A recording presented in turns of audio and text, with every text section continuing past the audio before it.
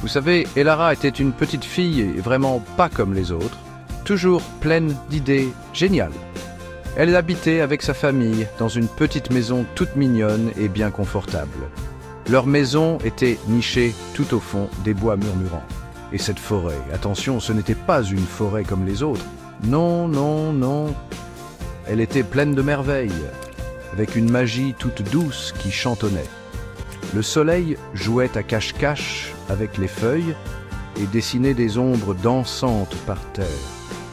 De très vieux arbres, comme des papys sages et silencieux, surveillaient tout ça. Et quand les feuilles chuchotaient entre elles, on aurait dit qu'elles racontaient des histoires incroyables, si on savait bien écouter. Pour Elara, la magie des bois murmurants, c'était normal. C'était tous les jours. Parfois, dans des coins secrets, les fleurs s'allumaient d'une lumière toute douce, comme des petites fées. Les petits ruisseaux qui brillaient faisaient des guillis en sautant sur les jolis cailloux colorés.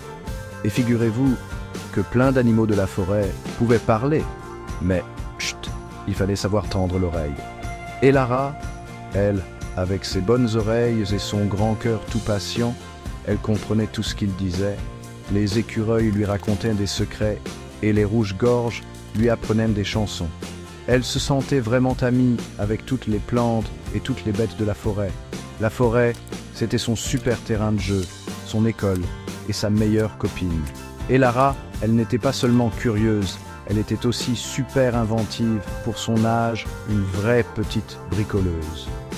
Elle adorait ramasser des petites branches, des baies de toutes les couleurs et des cailloux tout doux.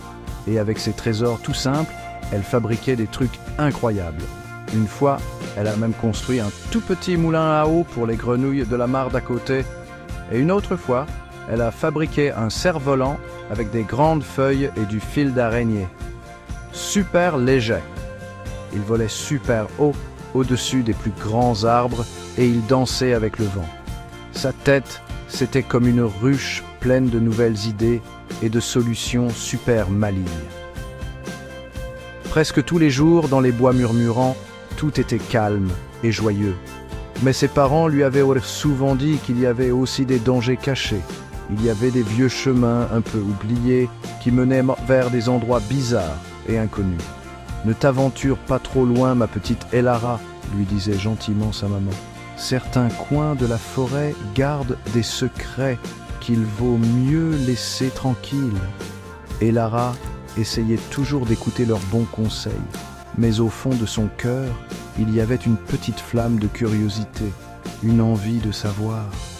Gap Deus. Elle se demandait ce qu'il y avait après les clairières ensoleillées qu'elle connaissait si bien. Un matin, alors que le soleil brillait bien fort, Elara courait après un papillon magnifique. Ses ailes brillaient de toutes les couleurs de l'arc-en-ciel. C'était trop beau. Et hop, le papillon l'a entraînée plus loin dans la forêt, plus loin que d'habitude. Et bientôt, elle n'entendait presque plus les chants de ses amis les oiseaux. Là, les arbres étaient pluvieux, avec des branches toutes emmêlées, qui faisaient des ombres un peu bizarres. Elle a compris qu'elle avait quitté les chemins gentils qu'elle connaissait.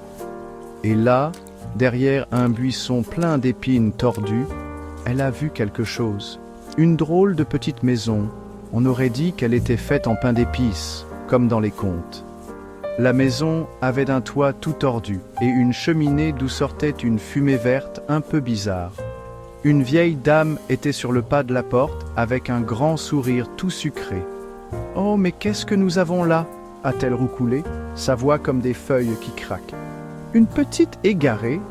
Entre, mon enfant, n'aie pas peur. » Elle a dit qu'elle s'appelait Mémé Grincheuse, une gentille vieille dame toute seule.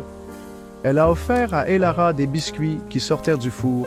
Ça sentait super bon, miam. Mais Elara, qui a de bons yeux, a remarqué quelque chose de bizarre dans le jardin de la maison.